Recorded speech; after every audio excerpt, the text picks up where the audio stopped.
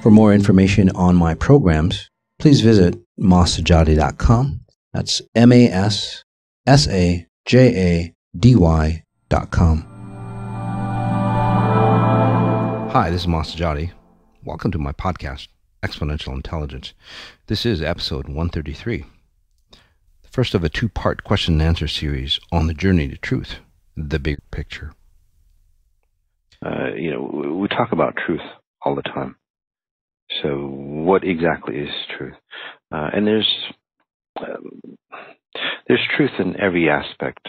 So the way you live your life, it's a truth, although it might not be, say, the absolute truth.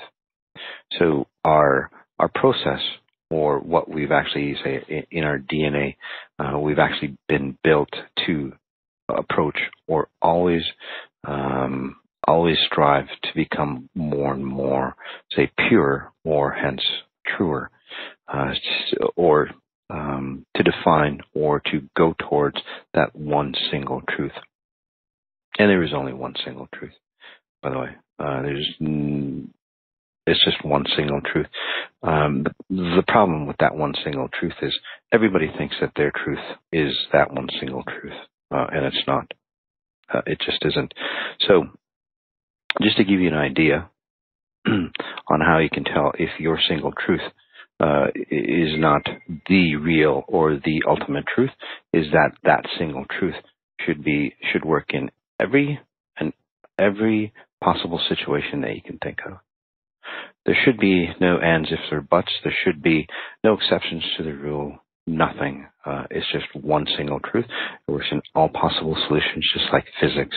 Here are the laws of physics, even not a single truth, because as we get deeper and deeper, right, like this physical realm works on certain principles, right? Gravity, electromagnetism, whatever else that we have that rules this and dominates this world. You can't get away from that truth in this reality, right?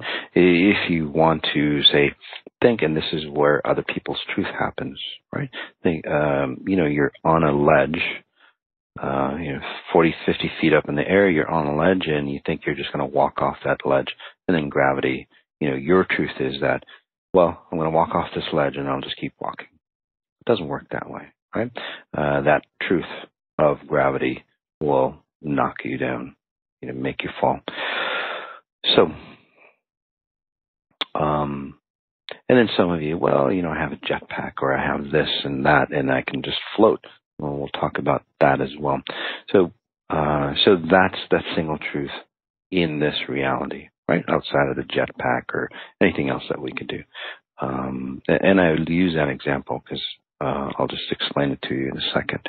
So what happens is that you go to a quantum level, and this is what really messed up Einstein in his later years, is that all the things, all the physics principles, theories, and so on that he brought into the world didn't work at a smaller quantum scale. There's another physics. So in that scenario, which is the truth, the physical world, or what happens in the quantum world? Because quantum particles act very differently than, say, your larger particles, or us. And then where I work at, or work on, or the level that we're at, we haven't even scratched the surface there. Right? And it's not just me, it's all of us actually originate from that one single truth.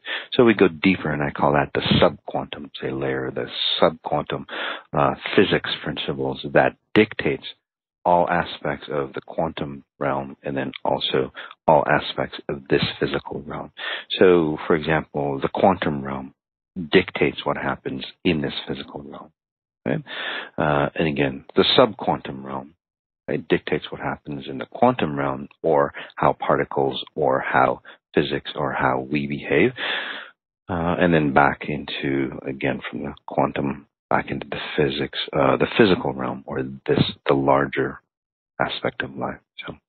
So the single truth, although every layer is absolutely true in this scenario, the physics layer, right, that we abide by in this reality, right, is absolutely true for this layer, but it's not the absolute truth. Right? We go into the quantum layer, and then the principles that work on that level is absolutely true for that layer. But it's not the absolute truth. Then you go deeper in the subquantum field, and then that would be, say, the absolute truth. And this is where, you would go, well, I'm going to have, a jetpack on my back and then circumvent gravity. Right? Well, it gets harder and harder to circumvent the laws, the physical laws that are at the quantum level. And then there's no way of circumventing it at the, say, subquantum level. It just is. There's no way of getting around things. It just is what it is. Right? There's no exceptions. Again, there's no circumvents. There's nothing. Right? It's just one way, and that's it. So that's the truth that I will talk about, or when these questions, I will explain it from that truth. Right? Sometimes it's very different than what you may feel.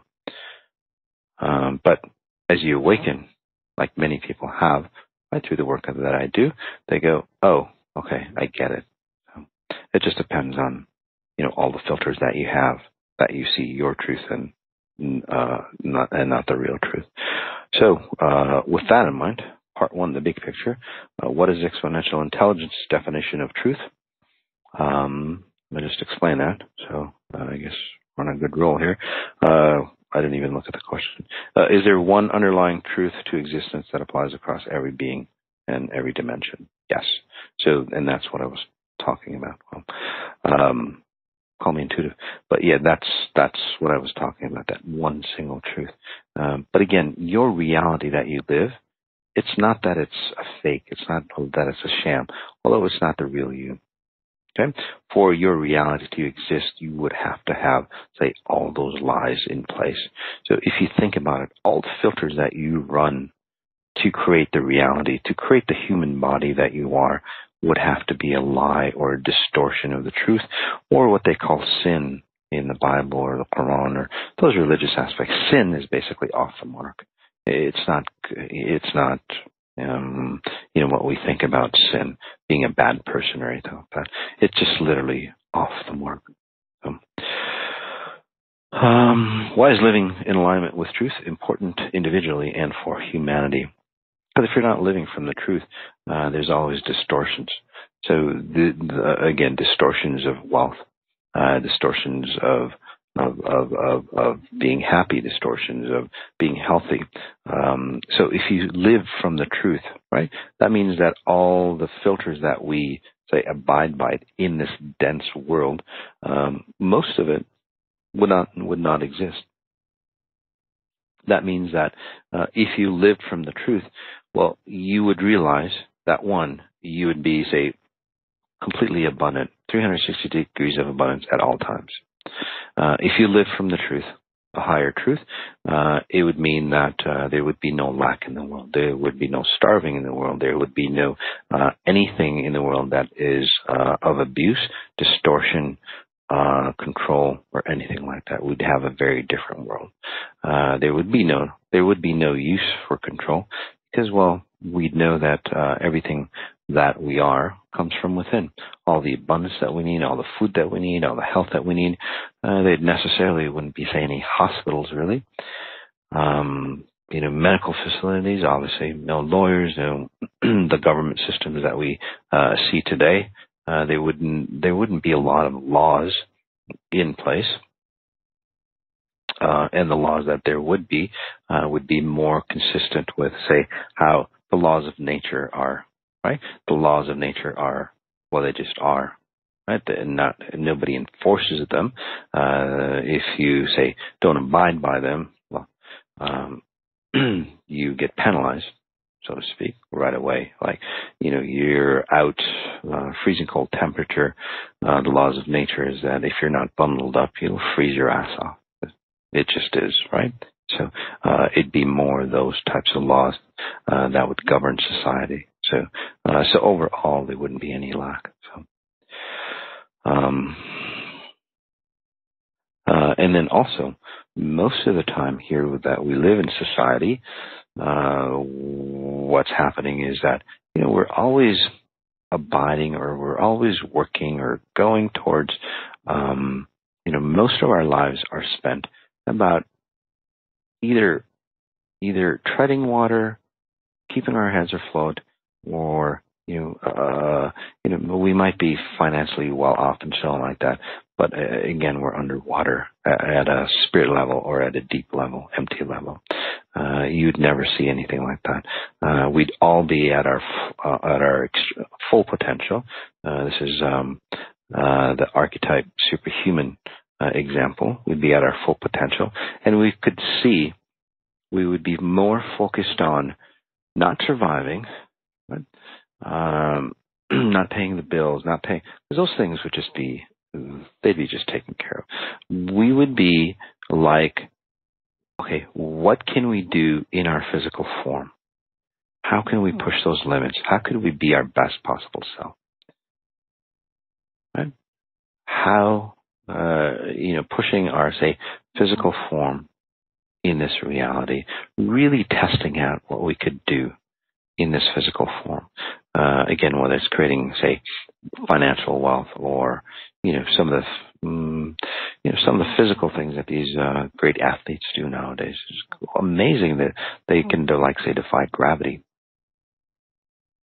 almost, but they're really not. They're just working with gravity. So those are the things. So from a survival world like we are, right? And no matter, even if you're wealthy, super wealthy, there's some of these countries are, right, super wealthy, and look what they're trying to do. They're trying to protect their space. You'd have nothing like that. There's, again, there'd be no protection. There's no need for protection. Nothing like that. You would just own your space. You would just be your space. So, very different society. So that's why it's alignment with truth. Imagine if you lived in your real truth. You wouldn't have the relationships and all that we have. We wouldn't have the child issues that we have. So, can you explain what our highest good really means? Most individuals, they talk about highest good. It's a buzzword. Well, it's for your highest good. But for most individuals, your highest good, and I'll tell you what it's not about, so you can understand what it is about. The highest good for most individuals is basically the highest potential that your current program that you run is. That's how most people think of their highest good. And that's why people go, well, you got abused, or you got into an accident, or you got hurt, or whatever. Well, it's because for your highest good. Right? Or what is it? You slept in your bed, now you have to make it, or you made the cake, now you eat it. That kind of saying. It's just that, well, you're running your programs, and now you have to suffer from it. So in that scenario, most of us, again, don't really understand what highest good is. So in EI's potential, or definition, the highest good is, again, going towards that single truth, or removing the filters that we think we are. It's not about being punished. It's not about learning anything. It's nothing like that.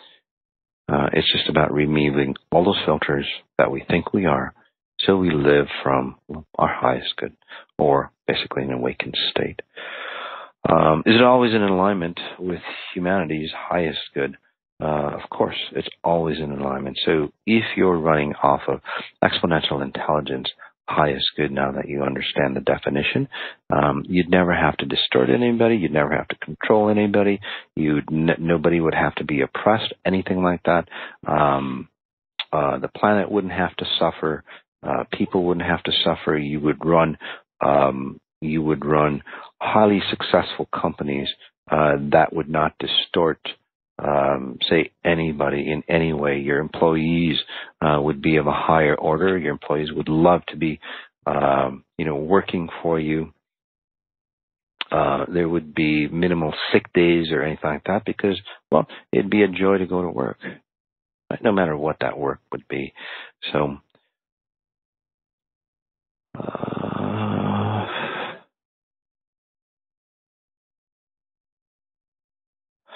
So it is always in humanity's highest good.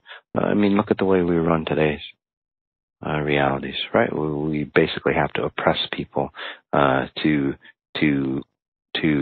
have a sustainable living. I mean, look at the U.S. or other countries like that.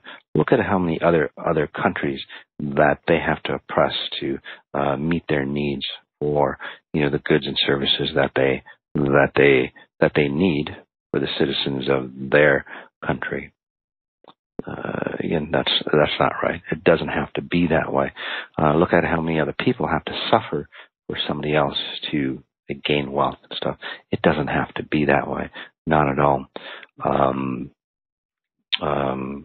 I'm sure you get my drift, so we can move on.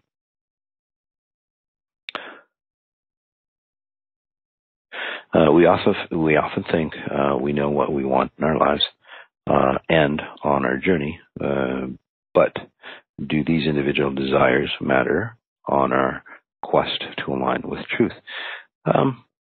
Well, it depends on if your individual desires are parallel with the highest truth. So, then it matters. However, if your truth is very different, and people are, in extreme cases, demented.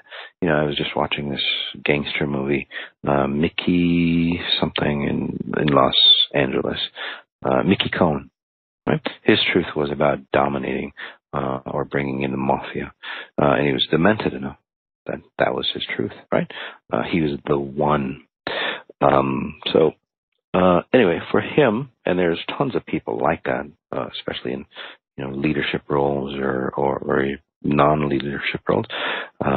So those individual truths, obviously, say not in alignment.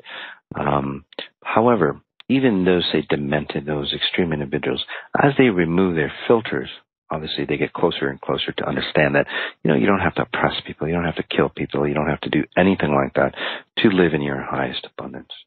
That's, say, the furthest from the truth. So where do you fall from, say, that demented example to, say, the highest of, say, what you could possibly be in physical form?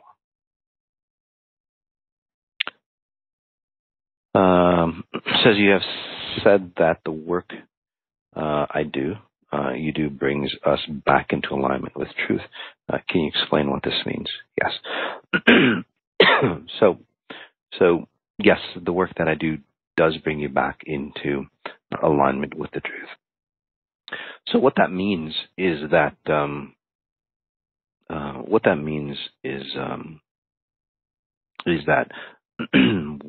I do bring you into alignment with the truth, not actually alignment with the truth, but on the path to that truth. Okay? The way I do that, obviously, is, like I said before, removing all those filters so you understand who you are. So just to refresh your memory, your highest truth, you'd be in complete abundance, just like you would be as if you were an awakened spirit, right? An awakened spirit, and I've been there a couple times, there's no need for anything because you are completely self-sustaining. You are everything and anything that you could possibly be. At that potential that you are, you're not God, but obviously to this minimal world of physical reality, you would feel like a God because you could create anything. And that's where that distortion or lies come through, that we're all gods. I mean, in a sense, yes, we are at this level, but there's a higher, much, much higher level of consciousness, say, that dictates that this reality, right? So we're far from it. But again, in perspective, if we were at an awakened level or an awakened spirit level, right, full potential, yes, because we could create literally this earth on our own, especially now, since we're much more advanced than an awakened spirit, from millions of years ago. And that's just a whole different subject that we won't get into. And at that level, by the way, that awakened level, you would understand, say, pure source much clearer. So with the work that I do, so what happens is that as I help you remove those filters, well, you get closer to an awakened spirit. Your spirit entangles in you, and then you start living, well, from that full potential of spirit. Right? And again, as you become abundant in all aspects of life, finances, health, relationships, again, 360 degrees. And this is another way you can tell that you're on the path to highest truth. If you've got billions of dollars in the bank, or access to it, and then you're always sick, there's always crap going on in your family, there's always, insecurities, there's always like more need or more ego, then well, you're not living your highest truth, although you might be a physical, a shaker or mover, quote unquote, and I don't see them as a shaker and mover. But then on the flip side as well, if you're poor, you don't have enough money to feed your kids and send them to college and and all those things, that doesn't mean that you're any better than that millionaire or billionaire. Right? You're in the same boat, just the opposite sides of the boat, and that boat is sinking. So, does it matter which side of the boat you're on? Not really. Not at all. Not one bit. Right? The boat still sinks, and then you're both, I guess, dead in the water. And if you don't awaken, you go on the spirit side. Things don't get any better. So hopefully that answers that question, probably a little deeper. I'm just reading as I talk. I read people as well. So what does this process look like? While individual circumstances and rule sets may all differ, what are the common stages we all share as we go through this process? It's kind of difficult, but overall, what happens is that I've seen tens of thousands of people, and for the most part, depending on where you are, and I can tell you exactly the next step, but there's so many different, not so many different actually, but enough not to be able to explain it all. Okay? So by the questions you ask me, by, say, the situation that you're in and so on, I can tell you exactly where you are on your path to, say, awakening or connecting to that truth. What does the process look like? So the process looks like, one, is that as I work with you, and many of you, say, as of late, are getting it for some reason or another, probably because my abilities have increased quite a bit, and then also the frequencies of the earth, or the universe actually, multiverse actually changing to a pure, more transparent, or higher frequency, right? So the higher the frequency, obviously the distortions that exist here today cannot exist. They have to fall off. So because of those two reasons, again, many of you are getting it. So say you do work with me, many of you, well, what happens is that you get to start to realize, like, hey, there's more potential than what I have here today, right now. You see a different scenario, a different reality, different paradigm for yourself. You see different possibilities, although you're in the same environment. All right, so that's that first step. Second step is, well, peeling it away. Now, there's two different paths. One path is that you're so ingrained in your filter or in your reality that you think that you are, that, well, it's almost like having a tattoo. It's ingrained in you, or your skin color. You think it's part of you, but in reality, it's really not. So it takes a little longer, and I call that the severity of detox that you go through. But then for those who are, say, willing to change or more awakened at a spirit level, is that, the changes come about easy. So they go through the process of understanding and removing more and more and more filters. So depending on the hard path or the easier path, again, that's the distortions. It's all based on the distortions that you run in the past. Okay? And just one thing to clarify, why do people have a harder detox than some other people? Right? There's always this question. So might as well get that out of the way. It's because over lifetimes or family lineage and or both, basically we learned, or families learned, or you learned, right? and you're at a graduated and elevated state. Right? So you come into this lifetime, and you're more aware, you're more in tune, you're more abundant.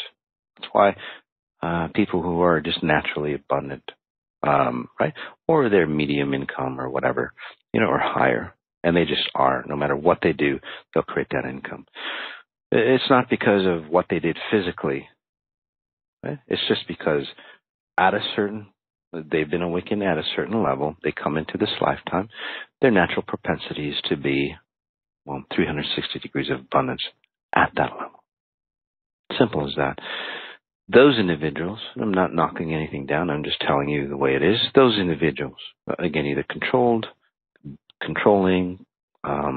fearful, we didn't learn as much through lifetimes, through family lineage and so on, for whatever reason. There's tons of reasons. And we come into this lifetime, right? We didn't graduate, basically. We didn't go from, and again, I'm just giving you numbers, from first grade to second grade to third grade to fourth, and so on. Right? We got stuck, or sometimes we got sent back, and we repeat, say, like third grade, over and over and over again. So the bottom line is that we just didn't learn from our previous lifetime, previous experiences, or anything like that, and this is why we are where we are. It's not about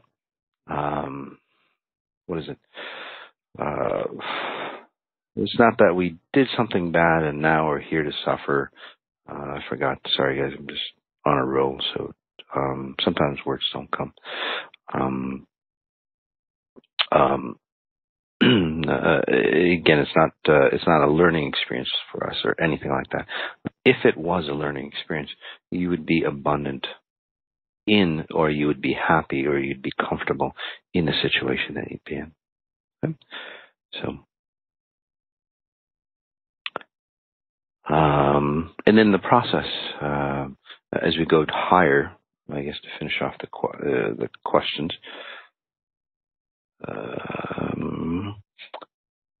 is that the next stage is a realization that this reality is not as real as we think it is, right? It's not as it's not as solid. We start to understand that there's a higher definition of ourselves. There's a higher definition of who we are.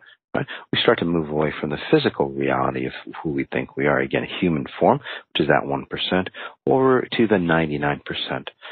At that level, imagine you get more and more potential. As you get more and more potential, well, you have a higher propensity to go, gosh, what else is out there? You get to see your real strength, your real abilities. And then you go higher yet. And then this is where, ego and of similar nature or of similar, say, personality traits get in the way, because to go any higher, you have to understand. You have to understand that distorted ego cannot go or take you further. Okay, so that's why there's a fork in the road, because at this level, most people will get tempted to go an easier route. That easier route is using somebody else's, say, abilities to or frequencies to create more wealth, more abundance, more happiness, more whatever. And that's where most individuals, or most successful individuals, or most intelligent individuals, or most whatever individuals are at. They've sold themselves at some level. So, and then you break away from that, right? You get sucked in, and there's people who've I've pulled out of that same muck. It is a muck. It's like literally falling into a tar pit. And well, if you don't learn the first time, it's easy for me to pull it out. But if you don't learn the first time, you dip into it again. It's not good. It takes a hell of a lot of momentum to pull you out. If you don't learn the third time, well, good luck. Okay? So anyway, the higher you get, obviously the stakes of you dropping off either on the dark side or the brilliant side, that gets higher, and that's why there's a lot more millionaires, billionaires, successful individuals, intelligent people, and so on, than people like Buddha, Muhammad, Jesus, and individuals at that level, right? Where they had it all. not just the spiritual knowledge. So that's that next stage where you can maintain, and then what happens is that, well, you free yourself of what we call here, the duality of this reality. So at that stage, you can't get distorted, really. You're self-sustaining. Although you exist in this reality. Does that mean that everything's a fairy tale? No, it's not that everything's a fairy tale. But you go through the experiences of whatever it might be, learning from it, growing from it, expanding from it, even getting stronger in this physical reality so you can ascend higher at the spirit realm. Because if you can't handle anything that goes on here, you'll never be able to handle the things that go on the spirit side. Right? If you can imagine whatever worst situation that you're here, that you can endure physically here, multiply that by a few thousand or a few 100,000 times.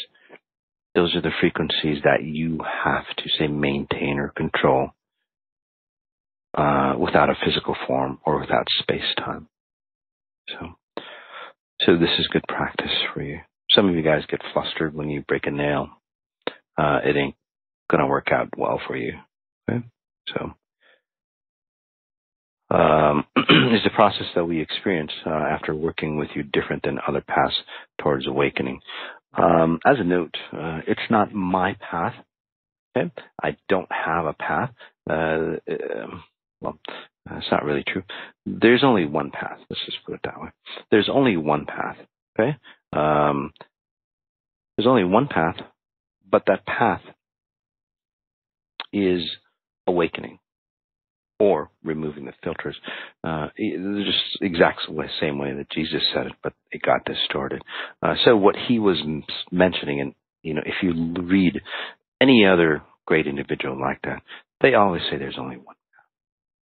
Okay? And that one path, again, it's not a religion. It's not a concept. It's not an idea. It's about removing the filters that you think you are. Simple as that. Or becoming so focused that, well, you become so present, you become totally abundant, or spirit body in physical form. Right? That's the only path. That's the only path. Again, I emphasize this because people go, Jesus was right. Christianity is that one path. Hell no. No. You can go any path that you want as long as you're awakening. Okay? You have to use your own source. Again, if you're using other people's sources to awaken, guess who's awakening? The source that's giving you the power. Okay? So I guess that's why I used that example. Because many of you go, well, hey, I'm just going to go to so-and-so, and he's really an enlightened individual. And I'll go under his wing. And then, that's a guru state. So a good number of you are like that. If you noticed, I'm not like that. I keep pushing you to ride your own bike without training wheels or anything like that. And that's why it's harder for you. Okay? If you can't handle the lower levels, and these are very low levels, guys, obviously you can't handle the higher levels. So that's why I keep pushing you. Right? That's why what I do is a lot harder for you, because you have to learn it on your own. It's not a fast food process, although some of you, again, it's the fastest way to understand it, but the most intense way. Okay? Maybe the fast food example. It's not like you go to the store and everything's prepared for you, and then you bring it home and voila, it's there for you. Right? If you want that kind of service or process, then you're in the wrong place. It's exponential intelligence is not about that. It's about you removing your own filters, no matter how it happens. Right? So you understand your brilliant self. Nobody else can do that for you. Okay? So think of it this way. You've got a mountain, and you want to get to that pinnacle, right? There's millions of different ways, paths on reaching that pinnacle. As long as you're awakening, as long as you're ascending, getting closer and closer to that pinnacle, then you're on the right path. So any religion, any spiritual practice or anything like that, if it's awakening you, then, well, it's beneficial for you. That's why I don't have a modality. I purify the modality or the practice or anything that you do so it helps you, because it's not the physicalness of this reality. It's not the way you pray. It's not the way you have to go to church or, pray 5 times a day and all those things that, people do, whatever they do. It's not about crystals and all that stuff. It's all about awakening. However, if you're praying 5 times a day the perfect way, then you should awaken. If you're going to church every Sunday, then you should awaken. If you're holding on to crystals or whatever it might be, right? You should awaken. If you're not, then you're doing it wrong. It's just flat out. It's just a bottom line. You're doing it wrong. If you're not getting the same benefits as, say, those great individuals that created those religions, then you're doing it wrong. And I say that from the kindness of my heart, just like a gas gauge, right? You can't pretend you're full, because you're going to run out of gas. I'm just telling you, hey, you're going to run out of gas, right?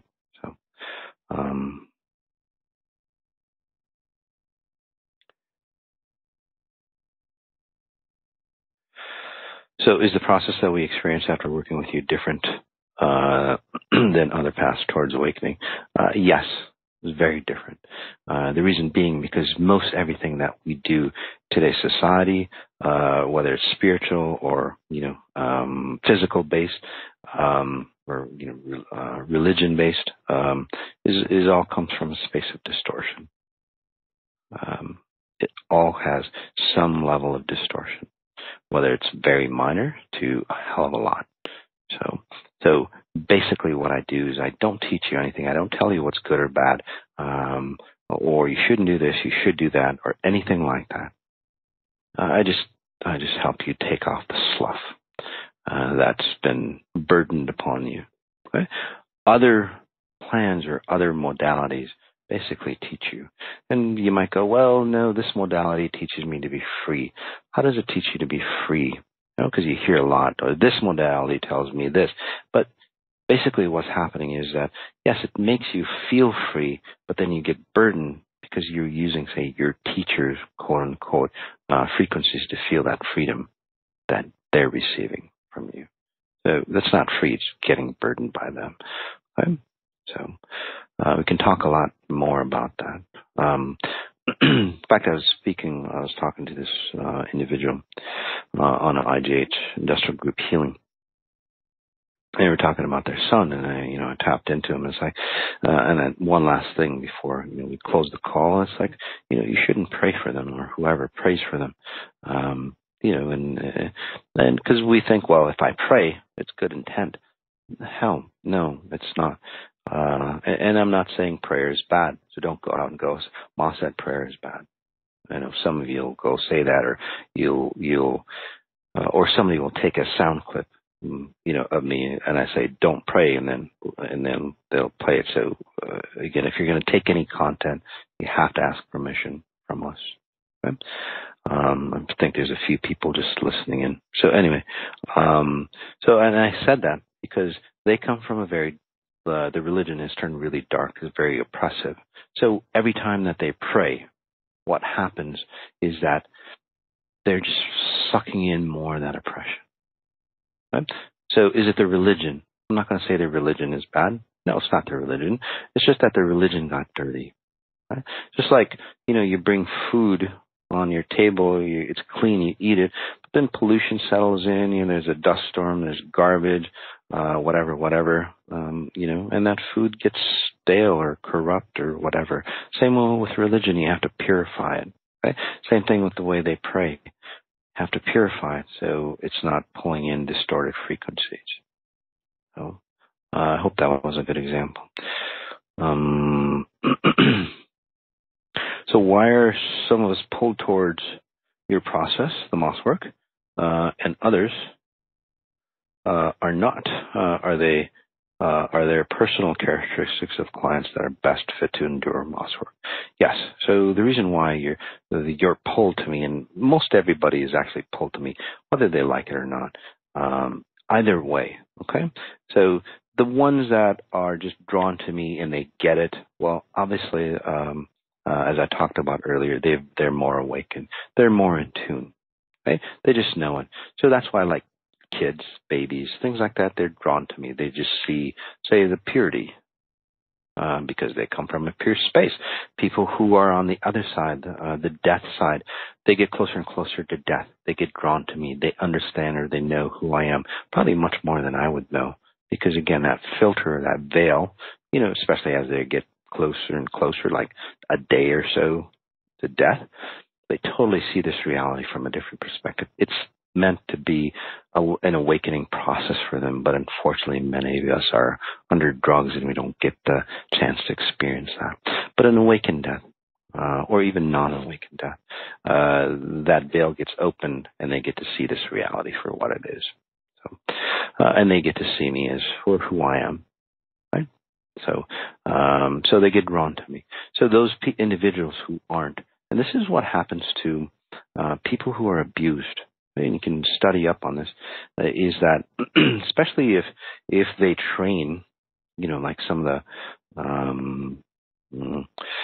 the Mormon type religions, the higher ups, they start to abuse children and so on like that because they think that's sacrifices, basically, right? And there's other religions that abuse children and so on, use sacrifices and so on to send to. None of that is needed, by the way. It's actually distorting for you. Although you'll feel euphoric doing it, and that's the sad part of it. So we won't talk about that either. It's a whole different lecture on why people would feel euphoric. But anyway, getting back to this. So you have an abuser, right? They're trying to train you. They would literally abuse you, and they would force you to come and hug them. So the signals get crossed. So basically, every time you get abused, or every time they abuse you, you have a deeper connection to the abuser. Okay? So that's the physical. And again, you can do psychology studies and so on why or how that entrainment works. But it works. It works very effectively, by the way. So you don't have a physical abuser. You have, say, a consciousness, a frequency, or you want to call it the devil or whatever, that abuses you lifetime after lifetime, family lineage after family lineage, so on and so on. Well, over time, you've gotten so drawn to that, say, abuser, that you trust nobody else. You literally, somebody's like, hey, I can save you, I can help you, we're the good guys, and they'll go, no, I'm going to go back to my abuser. That's how, say, it distorted it gets. Again, you can read up on the psychology of it.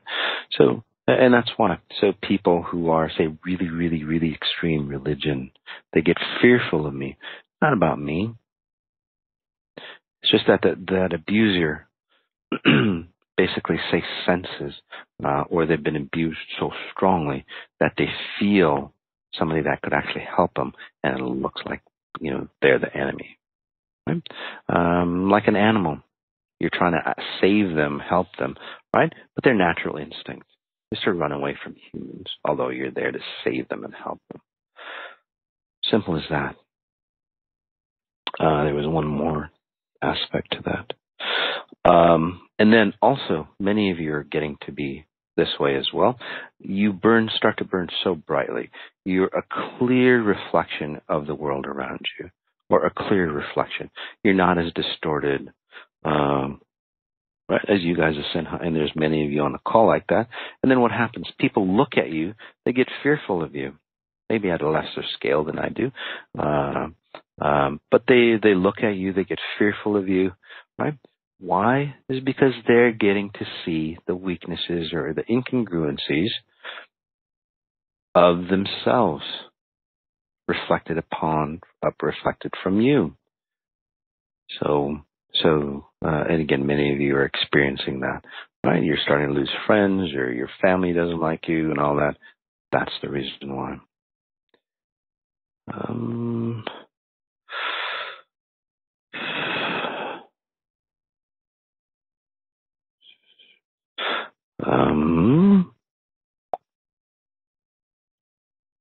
So the personal characteristics of clients that are best fit to endure Moss work, yes.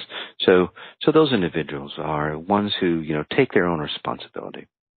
Right? They take responsibility for what happened. Everybody goes through the same process, literally. The severity might be different or the intensity might be different, right? But everybody goes through the same process. One, it's a cleanup, right? You get to see the distortions, or you get in shape, right? Or you remove. Let me give you a physical example. You're overweight. You've never taken care of yourself. You eat crappy food. You don't exercise or anything like that. So what happens? And then you want to run a marathon. Well, to get you in shape to run a marathon, well, you need to work out, lose weight, eat healthy, and all that. It's really burdensome and it's painful. Sometimes almost it's changed. You have to change so dramatically. It's almost like detrimental to the body. Same process with exponential intelligence. If you're that far off your mark, well, sometimes it's detrimental to the body. And some people go through some intense detox. This is the exact same thing working out. And then the next process is that you slowly or very quickly get into shape. You're on cue, right? You're strong. And then your whole mental attitude changes. It's like those individuals who are in shape. They're gung-ho about working out. They love working out. They go, let's see how far I can push myself. Let's see how much more weight I can lift. Let's see how much, faster I can do X, or let's see how higher I can jump. Let's see, whatever, right? So that potentiality of who you are, you push it out to more and more extremes. So that's the conditioning, basically, that you go through. So with that in mind, again, if you're, overweight, unhealthy, and some of you go, well, and I can tell, well, I come from a good family. We always went to church. That's the exact reason why you're very unhealthy. Right? And again, if you came through pure religion and aspect, it's not about your religion. It's the purity of how you practice that religion. Right? Or some of you go, well, I've been practicing so-and-so for 20 years with this master. Well, what if their master is dark? And you go, no, he's very popular and he's this and that. They're probably dark. So if your life isn't, say, running in abundance, then, well, those teachings or whatever you've done in the past, like I said before, it's not working. It doesn't come from pure source. It's just flat out, it isn't. I don't care how much money you've spent. I don't care how much time you've invested. I don't care, if you're the Pope's granddaughter or whatever. Again, if you're not in abundance, you're not in abundance. I keep repeating that. I guess some of you are thinking of that.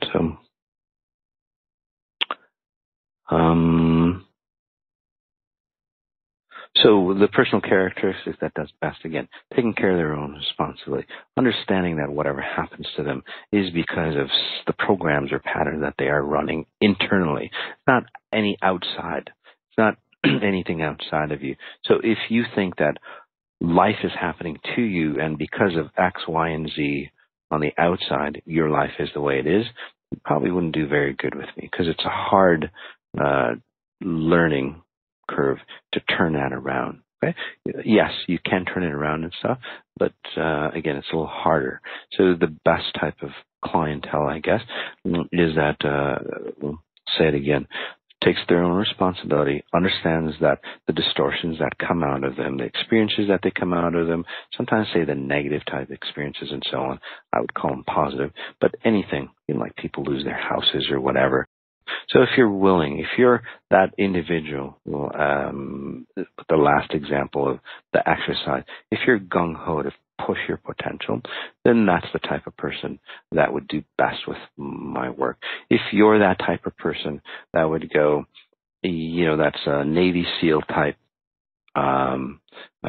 individual that says gung-ho, put it on, because the frequencies that you're going to be inundated with are Navy SEAL type. Again, like I said, that's why there's not a lot of people like Buddha, Jesus, and so on. So why do you think that is? Okay, so if you're that type, they're willing to take their responsibility, right? And you're willing to do the work, then it's for you. So everybody has that potential, but will you do it? And that's for you to answer. So as we conclude part 1 and go on to part 2 of the Journey to Truth, join me in the next episode as we dive in with deeper understanding and practical application. Until then, take care, notice what you notice, and then start noticing the details of what you notice.